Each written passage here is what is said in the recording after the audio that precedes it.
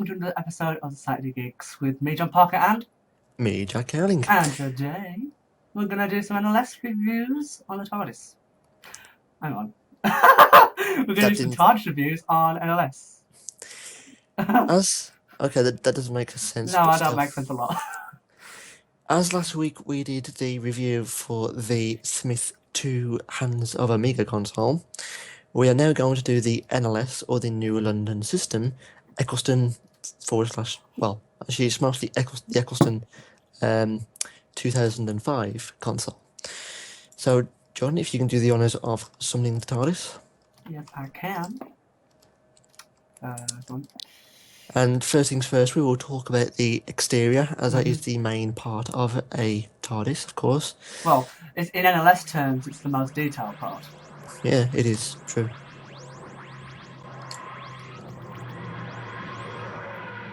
Ah, that sound. I love it.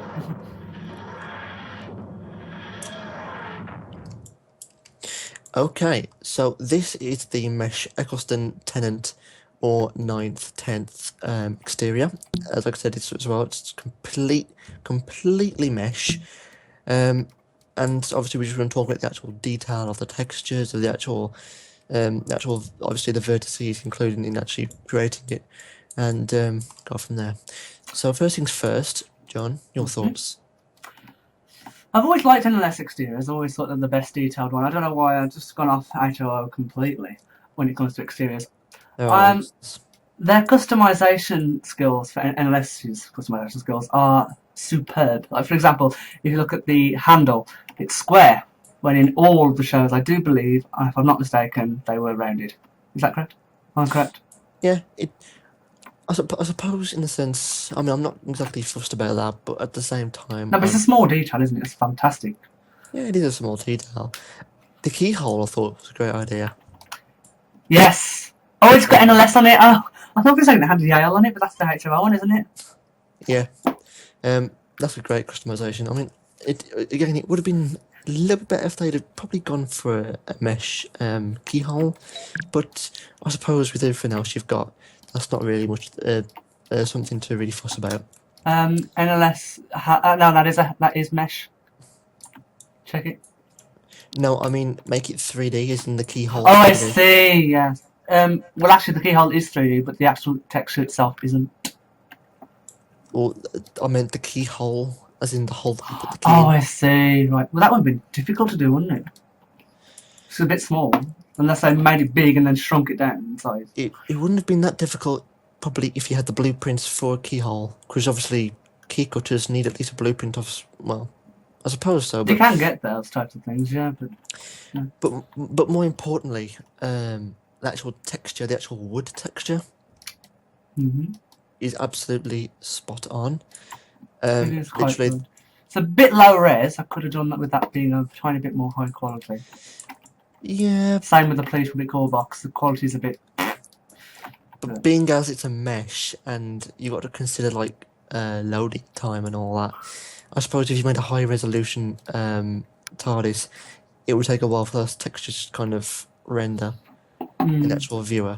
But then again, H2O did use high-res textures on their console, and it didn't take long to load on our screens. Mind you, we have got good computers, so I don't know. But the actual, but other than the actual texture and obviously the actual mesh detail, well, actually, now going back into the mesh detail, I will say that it is literally perfect. I mean, whoever designed it literally has great 3D, more or less, probably 3D CAD skills, to be honest. I mean, I'd go so far as to say that this is a proper CAD skill. One thing I will note, this particular model of the exterior, the 9th and 10th Doctor, the lighting is not expressed as high as the new models are. If you look through the windows, they're quite dull. Even with the lights on, they're only lightly lit compared to the other models. I suppose that's one thing, because in the series, especially in Series 2, more importantly, I mean, if you remember the scene in Series 2 where the Doctor is... well, remember when Sarah Jane Smith, the school reunion, Yes. When it was in the closet, TARDIS was in the closet, in the dark brightly closet. brightly lit, wasn't it?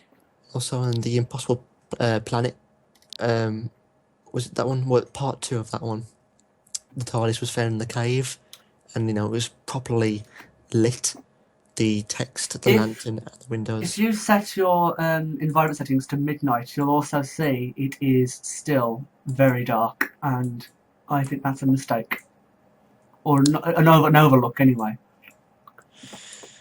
I suppose I could have done something, but then again, I suppose, with the other details, with everything else, I wouldn't really call it a huge fault. But everything else, I mean, looking at the vertices and how neat and properly aligned they are, it is just perfect. It is very nice. Because not once, from what I've seen, do you have a little bit of mesh kind of either poking out or misplaced. So they have generally done a fantastic job with this. So. It is very good. The most important thing, of course, about NLS that I and me and you both love is the way the doors open. Yes. Well, as we are going in the TARDIS anyway, do you want to quickly demonstrate how that kind of... So, as Jack showed you last week, in the HOO TARDIS, both doors open, but with NLS, in particular models, only one opens, or the other. So, one thing that we both love is that. It is quite good how you can do that. I mean, physically, in the real world, that could never happen, because... you can open both doors. You can do right and left, but you can't do left and right because of the way it overlaps. Yeah. If I show you, there you go, the overlap of the door it's impossible for the door to go through the other door. So that is a mistake, I personally feel, but it's still a good feature. It is. It really is. It's very good. Okay, so shall we proceed? Ready to go in? Yes. Indeed we are. And let's begin.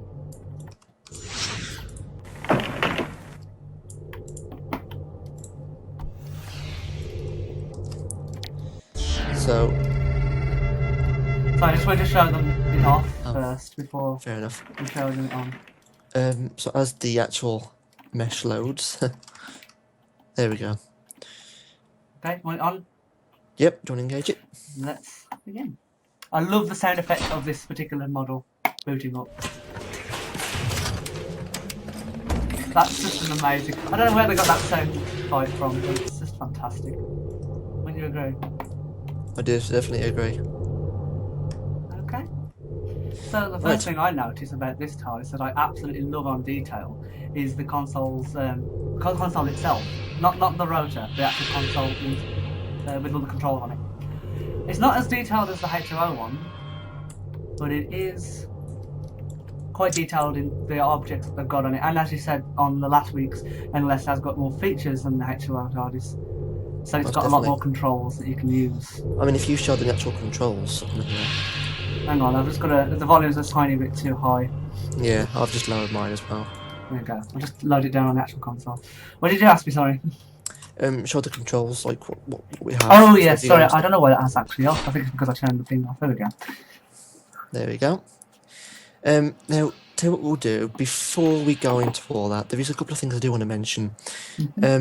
To probably most viewers, as you can see, the further you go away, you can see that the... what does the Doctor actually call them? You know, the lights. Oh, the light. I don't know. I know that it likes to call the big round things, but these aren't the big round things. I can't remember what these are. No. But in any case, the further you go away from them, you can see there's mesh issues. That's the level of detail. But you know when you upload your mesh objects, Jack, and you've got the level of detail options? Yeah. It's because they've set it to decrease the amount of triangles being used the farther away you go away from it. It's to help with performance. They could have upped the ante, but those with lower quality computers would have had issues. I suppose so. It's more or less benefiting the user. Yeah. I do have to say there is one mistake with this TARDIS that I'm not quite fond of. What's that? Well, if you look on the actual rotor itself, it's got a cylinder on the pipes in the top set of pipes, but it hasn't got a cylinder at the bottom. Now, I believe in the series it does. I believe the cylinder is off positioned. I actually don't know about that. I think the actual cylinder for that is actually at the bottom. Yeah, it is. It's on. There is a bottom one here, but you just can't see it. It's the same with the top. In fact, shall I start it up? Show you. See what you mean. Show you what you mean. I think I've turned it down, so I think, yeah, should be fine. Kind of do, yeah. 1 sec. Whoa, that is loud. Hurts my ears. So if you look at the rotor, so you can just about see the cylinders at the bottom and the top. So, but there's only one random cylinder at the centre there, but they're missing the bottom one. I don't know if that's not an actual series or not. No, I think it is, because I've been watching the series 1 recently. Right, okay. But what I will say is that they have messed the timing up so badly on the rotor, it's unbelievable. But I mean, it's NSL scripting, so, you know, I suppose you can't really be No, spot because on. if you look at the some of the other consoles, they're perfect. Particularly HOO, they're quite good at the scripting on that. I don't know, but then again, it is a bit dodgy, and I do say the scripting engine in Second Life isn't the best. So, but other than that, again, especially in here, textures are quite rich. Level of detail is absolutely stunning. I would have preferably preferred it if the pipes around the console would have been at least a 3D mesh. But again, I suppose. Well, then again, pipes around the mesh. They are, aren't they? Oh, do forgive me. They're not mesh though. No, they're not mesh.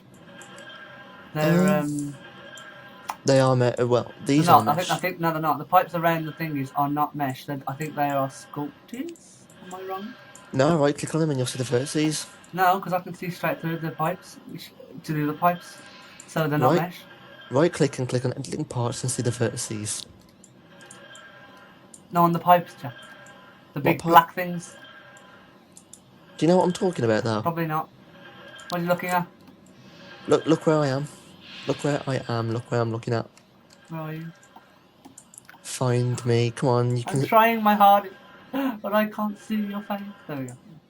Found you. Oh, I see those. I was looking at the ones around the top of the TARDIS.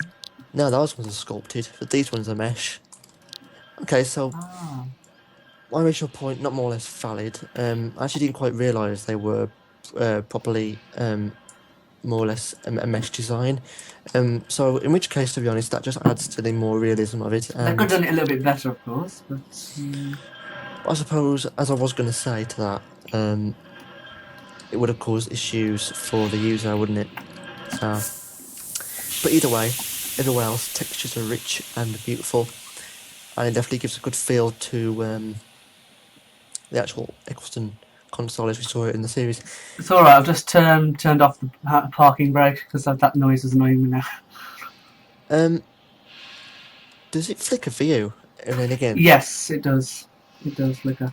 And the light keeps going on and off because of the way the lighting issues with the clip on. This is the thing, you see, if they textured the rotor instead of just putting it as basic Second Life glass, it would have been much better. Well, actually, what I meant was, you know, when you start moving, the whole console starts flashing. Yeah, it does. Yeah, oh right, okay. I just wondered if it was me. To be honest with you, and I don't like to discredit people, but I don't think NLS are fantastic at consoles. They're more better exteriors. Well, my argument is NLS are they're pretty good at actually creating proper consoles for the actual series, but when it comes to customization, like customized TARDISes, not quite so good. HOO actually win on that one because in the considerable future, we will be reviewing. I did not do that. No, it randomly happens, which is actually quite a good effect. Yeah, I do like that. I do believe I can force it, can't I, using the roleplay button? But it's a bit buggy on this model. I know on the other one, on my Matt Smith's TARDIS, it was better. No, I mean I can choose manual effects, and I can force it to do stuff. The smoke effect doesn't show for me, but I believe it does show for you. Let's see if I can force some effects. Not quite sure. Steam? Does that work for you? Because I can't see any steam.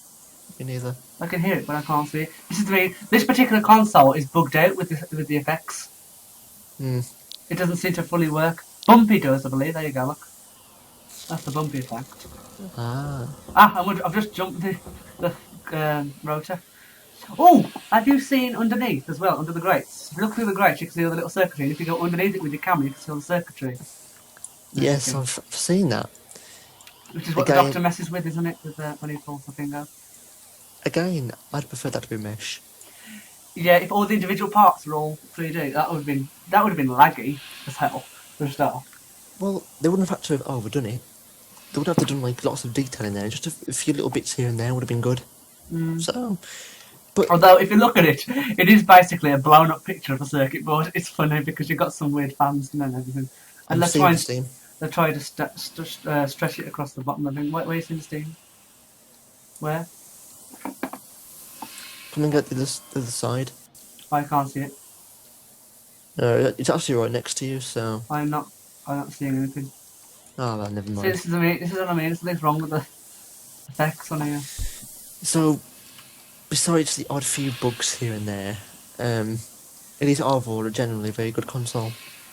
It is. Sorry, I can't seem to turn off the effects now. Hang on. Power off and then back on. That's what I was going to do. That sound effect, I never heard that sound when it's been turned off, have you? I think I have done one with before, yeah.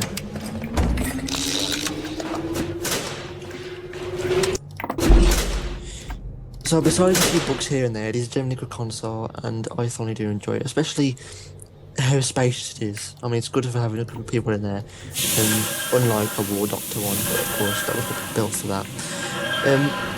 So now let's just move on to some of the controls and the mechanisms that you can do to kind of enhance your TARDIS experience. One second, I've got to turn the volume down, it's way too loud. But it won't let me. It's not letting me turn the volume down. The volume's the hum. So, 1 second. There we go. Carry on. Do you want to put the stabilising brakes as well? Yeah, sorry, I turned them back on to see whether it would help, but I can't find the stupid controls now. Oh, there we go, got it. So if you pop the controls back on, yeah. then we can show people. I'm still getting used to the location of the controls. There we go. So what we'll do, we'll start the power options. Now, I believe you've got access, Jack. You should be able to use them. Not the power. Oh. For this, I'm going to use you. MS Ancient Resident attempted to access your console room power systems. Well, there you go. I've loaded it up now. I've opened it up now. So I've got power on, isomorphic, auto on, power off, group, auto off, recharge, N1 volume, re-raise controls, and activate. So basically, as you said before, there's a lot of interactivity you can utilise with these console menus. You can see all the way around. Shall I or shall we go through the controls? I'll tell you what. Do you want to take over? I need to temporarily because I'm not very good at speaking as you know. You have access, so you might as well. Okay, so power on and power off is very self-explanatory. You already saw that going to happen. Isomorphic allows me to set people, so only people who have set on the isomorphic controls can use my TARDIS. I believe Jack is one of them. Not this one. The isomorphic only. That is only for you. No, because I set it to isomorphic and I've got isomorphic controls in this. No, but when you click on that button and power options. Oh no, I think the power options is a restricted control only. Only the owner can use that. No. The isomorphic button in the power options thing, right?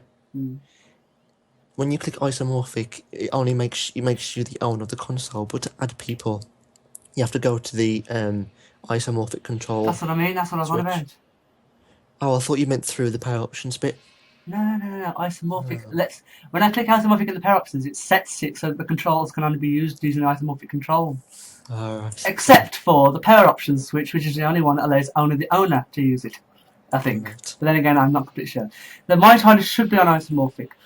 Group allows people to set a certain group, whether the TARDIS is set, what group the TARDIS is set to, can use the TARDIS, I think. And in this case, ours is the Nova Portus 1, Nova Portus group. So if I click that, people in the group would be able to use my TARDIS. I don't want that to happen, of course. Anyone will allow anybody to use my TARDIS, which obviously I don't want people to be using it. Auto on allows the TARDIS to be shut down whenever I go off, and when I come back on, it restarts the TARDIS back up using the power on method. Auto off does the exact opposite. Volume allows you to control certain volume aspects of the TARDIS' sound effects. As you saw, it's a bit buggy. Yeah, there's a bit buggy, and some of the other control some of the other sounds don't get changed. Activate is the only button I haven't used, which basically, if I've got multiple consoles, I can activate which one I want to use by the default. Console. Controls allows you to switch controls on and off, and re-res the TARDIS, and recharges the TARDIS' engines if I'm using roleplay mode. Yep. Which is also very buggy as well, the recharge. Yeah. The volume is for the hum only. Which I don't understand. I don't know why they can't make it for everything. Because it would be beneficial, wouldn't it? Yeah. Now, self-destruct, well actually no, temporal suspension, I've never actually had much use for it. Have you? Yeah, I like to do it if I switch it on now, and unfortunately with this console, if you open the doors, you always get a space background, even with temporal suspension off. But if you zoom away from the doors, you can see the background. You should hang on. You should see space, right? If I turn off temporal suspension, hang on. Now you should see. Yep, the time vortex. But it's funny because the doors are open and you can only see space. Does that make sense to you? You know that is, don't you? What? That's because we've zoomed far away. The mesh of the actual door has de-rendered. Yeah. We're not meant to see the temporal suspension is actually bugged out on this console because it only shows space. It never shows the time vortex through the doors. How ridiculous is that? But if I change the if I change the screen to location, if you look at the screen chat when it loads up, 1 sec. Come on, NLS. There we go. You'll notice that I've got the time vortex. However, if I change the temporal suspension on, it should, cross fingers without any bugs, and I can't find the damn switch. There we go. You should there you go. Change it to space, which is what you should see to the doors. But talk about bugs, eh? So there we go. Self-destruct, as you said, will blow the TARDIS up. Not very useful if you've got people around the region. You don't want to cause lag to people. I did accidentally activate it a couple of days ago, but luckily I noticed that it was on and turned it off immediately. So, but yeah, that would have been fun. Anything else? I'll just quickly. You should be able to click them if you've got isometric control. No, I don't. Oh. You should. I don't know. I did reset it. Let me just check. Yeah, I don't have that. Yeah, I've been wiping my isomorphic controls recently, and I don't know why. But anyway, that doesn't matter. There you go. You have access. I believe. No, I don't. Yeah, you do. I don't. Trust me, it's not telling me that. It says Emrys Ancient Resident has been added to the authorized list of companions. It doesn't matter. Don't worry about it. Basically, the navigation flight computer is basically self-explanatory. You can go anywhere, manual or a reza. The handbrake land, I'll get to in a minute. Cloak landing, before you try to land, you can activate that, which means your TARDIS will be completely invisible, just like in the Impossible Astronaut. And auto takeoff timer, again, after 10 minutes, if you've landed, you can then take off after 10 minutes. The stabilizer parking brake actually gets rid of the actual, the main, yeah. I did turn it, guys. It's a bit laggy. And of course, the landing delay timer delays the actual TARDIS before it lands. So if you sit for 5 minutes, it will take 5 minutes to land, basically. Mm-hmm. Isometric control, as we've just talked about, you can add people to the list. The HADs...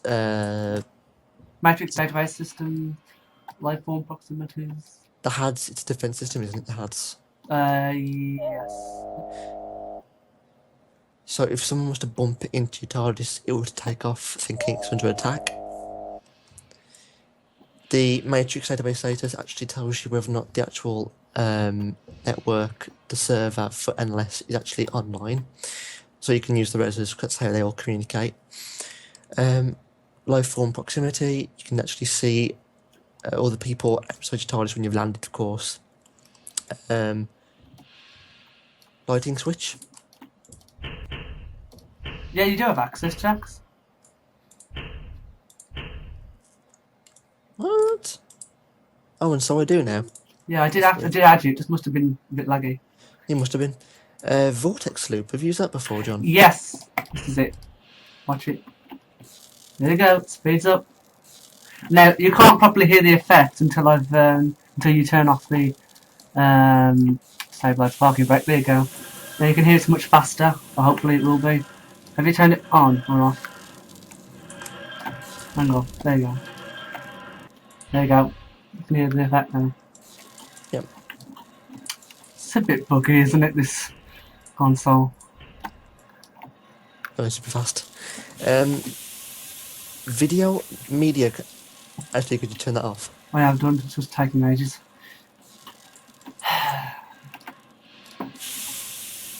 Come on. It won't do it. It won't do it. There we go. Video media control. What the hell? I did not do it. There we go. Carry on. Video media control. I didn't do it. Hang on. I must be lagging. Hang on. Ready? Now turn off. Now I'm not going to touch anything else now. There you go. It's going to come back on again. Do you want? Video media control. We've not actually used before, have we? I don't know it, doesn't it? Oh, standby set media loop, rewind, pause, and play. Apparently, you can like get a YouTube video and put it into the scanner and watch it. Or That use. makes a lot of sense, actually. Set media. Enter the media URL you would like to play on channel 1. For me, it never worked. No, because it actually has the actual video file. Open URL. That just sends you to the TARDIS network database, the actual website where it's all displayed. Now, flight transit is actually used along with the handbrake and land. Basically, if you want to take off, you pull the handbrake and then you pull the flight transit to actually take off. But of course, when you're just going to land, you just obviously go into the nav computer and then pull in the handbrake, select your exterior, and then you land. Moving on, you also have audio media control. It's like video, but you can just play music, I guess. Cloister belt. Yeah. Oh, little thing about that I noticed with Cloister Bell. Mm-hmm. Sometimes, and I don't know why, but I believe when you go outside, you can't hear the cloister. No, sorry, you can hear the cloister bell when you go outside. But inside, sometimes the cloister bell doesn't sound even though it's on. Oh. No. You know, it's like you can hear it now, the thing. Well, sometimes you can't hear that when you're inside. How weird is that? I think that's one other thing missed out. But exterior weather, when I click that, there you go, it should. Well, it did show. There we go. Weather system offline. That's been playing for a while, actually, come to think of it. Even on mine. State of Grace. What does that do? Oh, I always have it on. It's I think it prevents you from like hurting the player, isn't it, or hurting the TARDIS? I think, well, I know in Doctor Who, I think State of Grace is preventing weapons from being discharged within the console room. Yeah. Yes. Yeah. I think it detects it when you're doing that, and then it'll doesn't it like block it or something? Yeah. Monitor display, John obviously showed you, it's just the monitor on here. You can choose from, oops, twice. TV, Torchwood, display 1, display 2. If I show you here, look. That should have worked, but it didn't for some reason. It's going on then. Oh. And then choose Torchwood. It should change to, yep, there we go.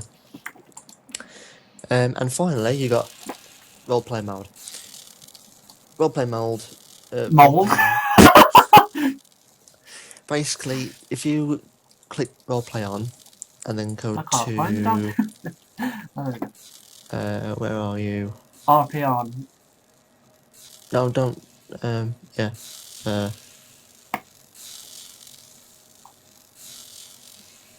Where's the Artron energy? Oh, it's I'm Got gonna it. find it. It should be listed. Should be. I can't find it actually. It's gone. I do know it's there because I've used it. It actually. Surveillance control. You missed the surveillance control button. Hmm? You missed the surveillance control button on the side. Did I? Oh dear. Yeah. Oh yeah, I forgot. Basically, with NLS, that tells you basically when someone's entered your TARDIS. So it sends a message to you, to your account. It tells you who's actually in proximity of the TARDIS. It should be on actually. I can't find Artron energy anywhere. Basically, if you choose roleplay on and then you look for your Artron energy, you can display it, and every time you take off and land, you can see the Artron energy drops down. So basically, after a certain point when you get to like 5%, you need to recharge. So you need to go to a location where you can recharge, and then obviously refuel your TARDIS. So other than that, that's really it for the controls. That's it for the TARDIS. Where is that? Where is Archer and System? I don't know. I know it's on here because I've used it before. I know it's not on here. I can't find it. Oh my honest. Archer energy, where would it be? Generally can't find it. I know it's on here. Huh. Nope. The hell. Bugger me. There we are. Look. What? I knew I'd find this. There, look. Where? It's the one with the red and the green and the yellow jewel thing, things in. Red, the green, and the yellow jewel things. Oh, for crying out loud, you're standing right in front of it. Right? It's above the state of grace. Oh yeah, there you go. Ay. I'm colourblind, Jack. I didn't see the red and green. No, but well, details. I didn't notice. But yes, if we take off and land, that generally, eventually, I have got it on, but I'm going to turn RP off because I don't like... Recharging can be a bit buggy with NLS as well. Yeah. Why don't you just close it off? I'm going to re-land the TARDIS. Because... But first things first, your verdict? Out of 10. Out of 10. Which... Exterior, I'm going to split it up into exterior and interior because it's better. Exterior, for NLS, I would say 9. Okay. Interior, I would say 6 or 7. 6. I'll go with 6. I'd go for me. I go for exterior, probably 8 out of 10, and interior, I'd probably go 7.5 out of 10. Well, we all have our different things. Yeah, but other than that, you can see that we do like the console, but it does lack here and there. Even the exterior as well. But to be honest, with the few bugs that could be fixed, I believe it to be a good, genuine, brilliant TARDIS. Genuinely. I can't run. I don't know why. Power off and back on. One sec. Ah, found it. It's alright. It's landing now. Or should be.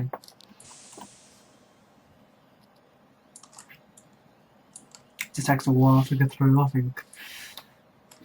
It's weird because NLS I have like really bad scripting techniques sometimes. But I do know that HOO, if I could, I would buy the HOO and put it on your land. If I could. They're way too detailed to be hosted on this one. Here we go, a landing. Yeah. I've got to turn that off anyway.